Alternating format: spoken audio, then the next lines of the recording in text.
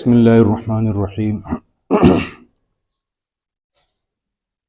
الحمد للہ رب العالمین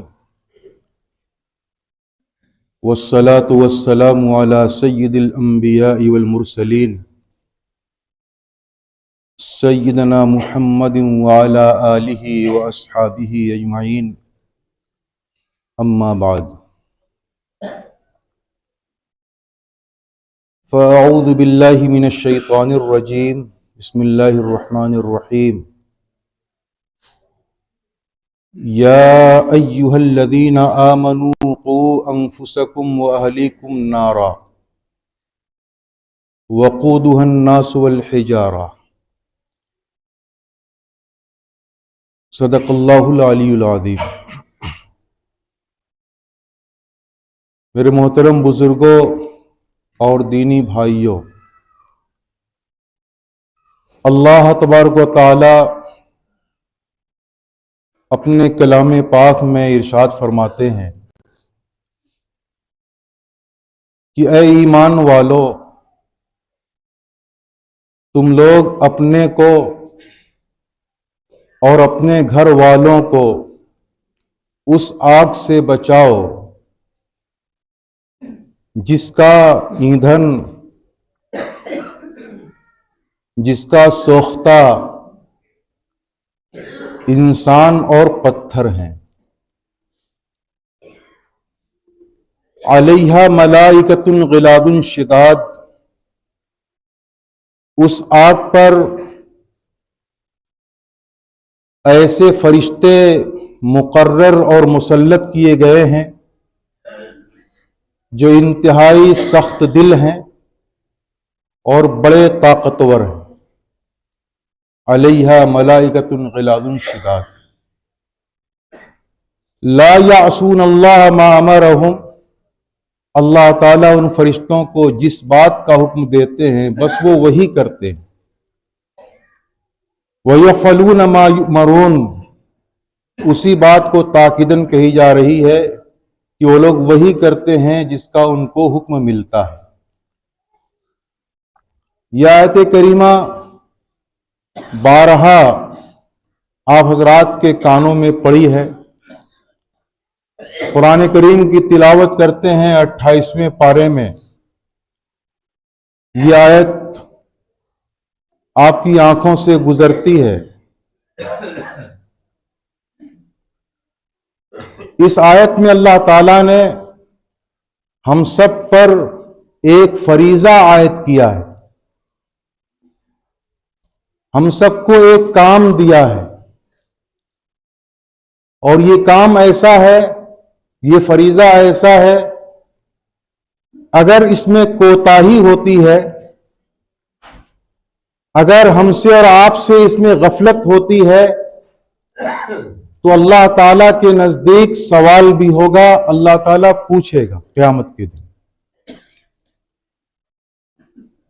چنانچہ ہم سب کے پیارے آقا تاجدار مدینہ احمد مصطفیٰ محمد مصطفیٰ صلی اللہ علیہ وسلم نے ارشاد فرمایا، کلکم راعٍ وکلکم مسئول عن رعیتہ، کہ تم میں کا ہر شخص نگہبان ہے، رائی محافظ ہے، چرواہا ہے، نگہبان ہے۔ رائی کا معنی چرواہا، نگہبان، محافظ۔ تم میں کا ہر شخص نگراں ہے، ہر شخص محافظ ہے۔ وَكُلُّكُمْ مَسْئُولٌ عَنْ رَعِيَّتِهِ، اور تم میں سے ہر شخص کو اپنے ماتحتوں کے بارے میں اور اپنی رعایا کے بارے میں سوال ہوگا، پوچھا جائے گا۔ الرجل راع فی بیتہ وہو مسئول عن رعیتہ، ایک آدمی اپنے گھر میں ذمہ دار ہے، اپنے گھر کا نگہبان ہے، نگراں ہے، اس کو اپنی مسئولیت کے بارے میں، اپنی ذمہ داری کے بارے میں جواب دینا ہوگا، اس سے سوال ہوگا۔ والمرأة راعیۃ فی بیت زوجہا، ایک خاتون، ایک عورت اپنے شوہر کے گھر میں نگہبان ہے، محافظ ہے، وہ مسئولۃ عن رعیتہا، اور اس سے بھی اس کے ماتحتوں کے بارے میں سوال کیا جائے گا۔ تو اللہ تبارک و تعالیٰ نے ہمیں اور آپ کو جو ذمہ داریاں دی ہیں، ہمارے اور آپ کے اوپر جو فرائض عائد کیے ہیں، ان میں سے ایک فریضہ یہ بھی ہے کہ ہم اپنے گھر والوں کے نگہبان ہیں، اپنے گھر والوں کے محافظ ہیں۔ بچوں کی تربیت، عورتوں کو صحیح راستے پر لگانا، ان کی دیکھ ریکھ، دیکھ بھال، ان کی حفاظت، یہ ہم سارے مردوں کے اوپر فرض ہے۔ اگر کوئی اس میں کوتاہی کرتا ہے، غفلت سے کام لیتا ہے، تو اللہ تعالی کے پاس اس کو ضرور جواب دینا پڑے گا۔ وَكُلُّكُمْ مَسْئُولٌ عَنْ رَعِيَّتِهِ۔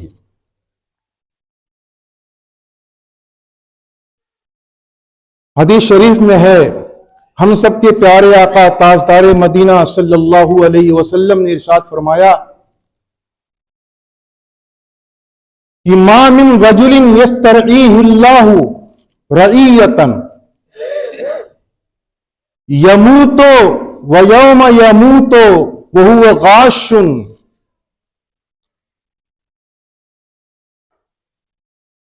الی آخر الحدیث، کہ نبی اکرم صلی اللہ علیہ وسلم نے ارشاد فرمایا کہ جس آدمی کو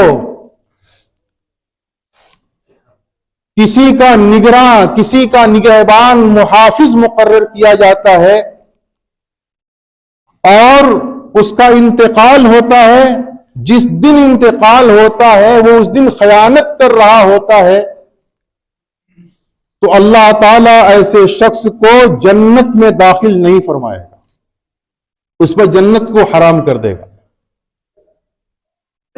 اسی طریقے سے بعض روایت میں یہ ہے کہ اس کو جنت کی خوشبو تک نہیں ملے گی، جبکہ جنت کی خوشبو ایک روایت کے مطابق 70 سال کے فاصلے سے آ رہی ہوگی، اور ایک روایت کے مطابق 100 سال کے فاصلے سے جنت کی خوشبو آ رہی ہوگی۔ وہ جنت سے اتنی دور ہوگا کہ اس کو جنت کی خوشبو بھی نہیں ملے گی۔ کون؟ جس کو نگراں بنایا گیا، ذمہ داری دی گئی نگرانی کی، حفاظت کی، اور اس میں کوتاہی برتتا ہے، اس میں خیانت کرتا ہے، اپنی نگرانی کو صحیح طور پہ انجام نہیں دیتا ہے، تو ایسے شخص کو بدلہ کیا ملے گا کہ جنت کی خوشبو نہیں ملے گی۔ ہم اور آپ اپنے ماتحتوں کے تعلق سے، اپنی بیوی اور بچوں کے تعلق سے کتنا بیدار ہیں اور اپنی ذمہ داری کہاں تک ادا کر رہے ہیں، یہ بات کہنے کی نہیں ہے، بلکہ ہر شخص اپنے گریبان میں منہ ڈال کر کے دیکھے اور سوچے، غور کرے کہ شریعت نے جو ذمہ داری ہمارے اوپر عائد کی ہے، ہم جو ذمہ داری کو کہاں تک نبھا رہے ہیں۔ ہم اپنے بچوں کی صحیح طور پر تربیت کر رہے ہیں کہ نہیں کر رہے ہیں۔ ہم اپنی بیویوں کی، اپنی بہنوں کی، بیٹیوں کی صحیح طور پہ نگرانی کر رہے ہیں کہ نہیں کر رہے ہیں۔ ہمارے بچے دینی تعلیم سے آراستہ ہو رہے ہیں، نہیں ہو رہے ہیں۔ اللہ اور اس کے رسول صلی اللہ علیہ وسلم نے ہم پر جو فریضے عائد کیے ہیں اور ان بچوں پہ جو عائد کیے ہیں، وہ بچے کہاں تک ان فریضوں کو ادا کر رہے ہیں، پورا کر رہے ہیں۔ یہ وہ چیزیں ہیں جس کو ہم اور آپ جو ہے فرض نہیں سمجھتے۔ ہمارے پاس اخبار پڑھنے کے لیے، ہوٹلوں پر بیٹھنے کے لیے، گپ شپ کرنے کے لیے، کھیل اور میچ دیکھنے کے لیے وقت تو ہے، لیکن اپنے بچوں کی تربیت کے لیے، اپنے بچوں کے ساتھ کچھ دیر بیٹھ کر کے ان کو دینی باتیں بتانے کے لیے ہمارے اور آپ کے پاس وقت نہیں ہے۔ ہم اس معاملے میں سنجیدہ نہیں ہیں، اور یہ بہت بڑی ہم سے اور آپ سے کوتاہی ہو رہی ہے اور غفلت ہو رہی ہے۔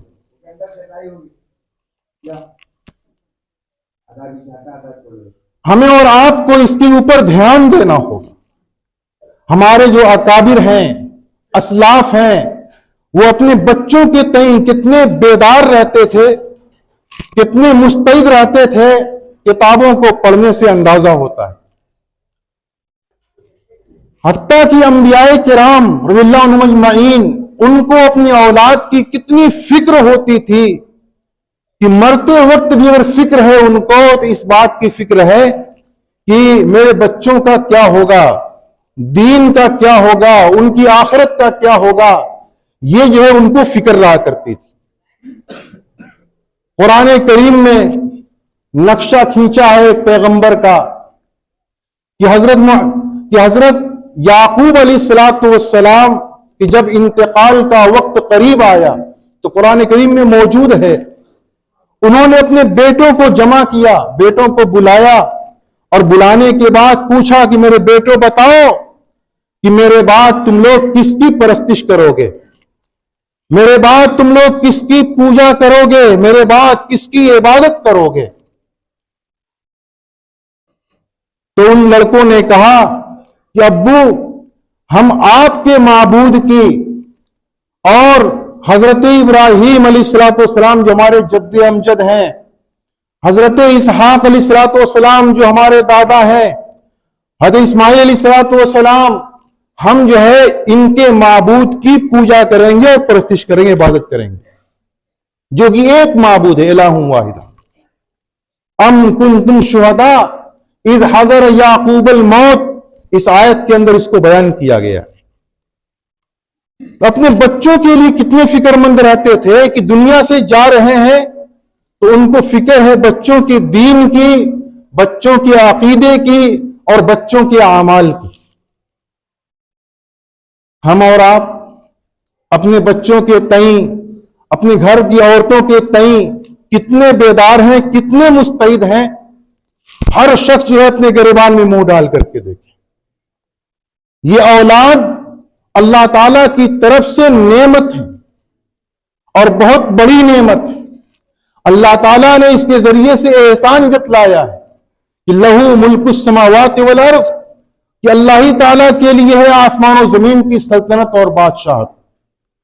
اور اس کے آگے فرمایا گیا جس کا ترجمہ یہ ہے کہ وہ جو چاہتا ہے پیدا کرتا ہے، کسی کو صرف مذکر اولاد دیتا ہے، کسی کو صرف مؤنث اولاد دیتا ہے، کسی کو دونوں دیتا ہے، اور جس کو چاہتا ہے اس کو بانجھ رکھتا ہے، اس کے یہاں اولاد نہیں ہوتی، وہ قدرت والا ہے۔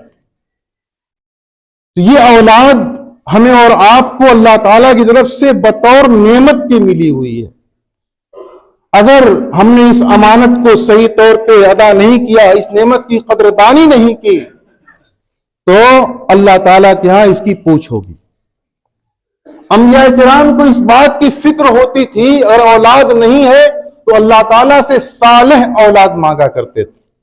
حضرت زکریا علیہ السلام ایک زمانے تک، بڑھاپے کی عمر تک اولاد کی نعمت سے محروم تھے۔ اللہ تعالیٰ نے ان کو کوئی اولاد نہیں دی تھی، بڑھاپے میں جا کر کے ان کو اولاد ملی ہے، وہ بھی انہوں نے خاص طور سے ایک خاص انداز میں محراب میں پہنچ کر کے اللہ تعالیٰ کے سامنے دعا کی۔ جب ایک دن دیکھا کہ حضرت مریم علیہ السلام جو ان کی کفالت میں تھی، جب یہ پیغمبر جاتے تھے کہیں تو باہر سے تالا لگا کر کے اور مریم کو اندر چھوڑ جاتے تھے۔ ایک دن جب آئے اور دروازہ کھولا تو دیکھا کہ مریم علیہ السلام کے سامنے بے موسم کے پھل رکھے ہوئے، جبکہ دروازہ بند ہے اور پھل رکھے ہوئے۔ ان کو بڑا تعجب ہوا کہ ان پھلوں کا تو موسم بھی نہیں ہے اور یہاں پر وہ پھل موجود ہیں. پوچھا یا مریم انا لک ھذا، اے مریم یہ پھل تمہارے پاس کہاں سے آئے؟ انہوں نے جواب دیا یہ اللہ تعالیٰ کے پاس سے آئے. اسی وقت ان کو تنبہ ہوا اور فوراً احساس ہوا کہ جو ذات حضرت مریم کو بے موسم پھل کھلا سکتی ہے وہ مجھے بے موسم اولاد دے سکتی ہے. گرچہ میرا موسم نہیں رہا، میں بوڑھا ہو گیا، میری بیوی بانجھ ہے، لیکن جو ذات مریم کو بے موسم کا پھل کھلا رہی ہے اور پھل دے رہی ہے وہ مجھے بے موسم اولاد بھی دے سکتی ہے. اور اس کے بعد ان کی دعا مذکور ہے، سورہ مریم آپ پڑھیں گے اس میں ان کی دعا مذکور ہے. وہ آئے محراب میں اللہ تعالیٰ کے سامنے مناجات کرنے لگے اور کتنے الہا و زاری کے ساتھ اللہ تعالیٰ سے دعا کی ہے اور اللہ تعالیٰ سے مانگا ہے. تو جانتے ہیں کیا مانگا؟ رب ہب لی من لدنک ولیا یرثنی ویرث آل یعقوب، کہ اے میرے پروردگار آپ مجھ کو خاص اپنے پاس سے ایک بیٹا دیجئے جو میرے علوم کا وارث ہو جائے، جو میرے علوم کا وارث بنے، جس مشن کو میں لے کر کے چل رہا ہوں اس مشن کو لے کر کے وہ آگے بڑھے، لوگوں کو سمجھائے، یعنی صحیح معنوں میں میرا وارث بنے. آپ ایسا مجھ کو بیٹا عطا فرمائیے. تو اگر ہمارے اور آپ کے بیٹے نیک ہیں، صالح ہیں، تو ہمارے لیے بہت بڑی نعمت ہے.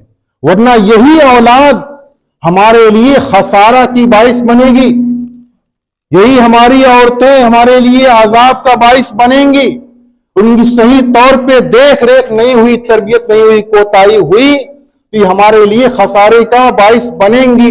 قرآن کریم میں اللہ تعالیٰ نے فرمایا یا ایھا الذین آمنوا لا تلہکم اموالکم ولا اولادکم عن ذکر اللہ ومن یفعل ذلک فاولئک ھم الخاسرون. اے ایمان والو تم لوگوں کو تمہاری اولاد اور تمہارے مال اللہ تعالیٰ کی یاد سے غافل نہ کر دیں. جو ایسا کرے گا وہ خسارے میں پڑ جائے گا، یہ خسارے کا ذریعہ بنے گی. مجھے کہنا یہ ہے کہ ہم جو اپنے گھر والوں پر توجہ دیں، اپنی بیویوں پر، اپنی بیٹیوں پر، بہنوں پر خاص طور سے توجہ دیں. آج جو حالات جتنی تیزی کے ساتھ خراب ہو رہے ہیں، آپ بازار میں نکل جائیں تو ہماری مائیں اور بہنیں بازاروں کی رونق، کپڑے کی دکان پہ جائیں، زیور کی دکان پر جائیں، جوتے چپل کی دکان پر جائیں، ہر جگہ ہماری مائیں اور بہنیں دکھتی ہیں، نقاب پوش عورتیں دکھتی ہیں. میں آپ حضرات کی توجہ مبذول کرانا چاہتا ہوں، بتانا چاہتا ہوں کہ دیکھیے ایک عورت اذان نہیں دے سکتی. اذان دینا بہت بڑا کام ہے. ایک عورت اذان نہیں دے سکتی، ایک عورت اذان نہیں دے سکتی. اگر اس کے پاس محرم نہیں ہے تو ایک عورت کے اوپر حج فرض نہیں ہوتا ہے. ایک عورت تیز آواز سے قرآن کریم کی تلاوت نہیں کر سکتی. ایک عورت نماز پڑھنے کے لیے مسجد میں نہیں جا سکتی. سوچئے کہ وہ عورت ایک لنگی خریدنے کے لیے، ایک چپل خریدنے کے لیے، ایک کپڑا خریدنے کے لیے بازار کیسے جا سکتی؟ انہوں نے اللہ کے رسول سے درخواست کی کہ رسول آپ کے پیچھے آپ کی مسجد میں نماز پڑھنا چاہتی ہوں جہاں پر نماز کا 50 نماز کے برابر ہے. اللہ رسول نے کیا کہا؟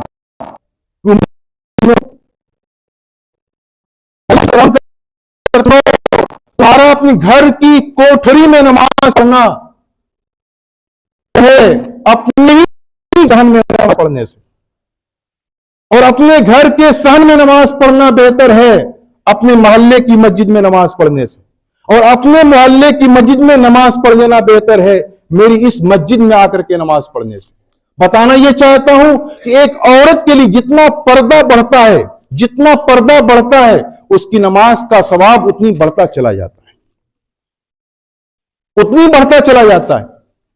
تو نماز کے لیے ایک عورت جو ہے مسجد میں نہیں آ سکتی، زور سے قرآن کریم کی تلاوت نہیں کر سکتی، الا اللہ کی ضربیں نہیں لگا سکتی، اذان نہیں دے سکتی اور حج نہیں کر سکتی بغیر محرم کے.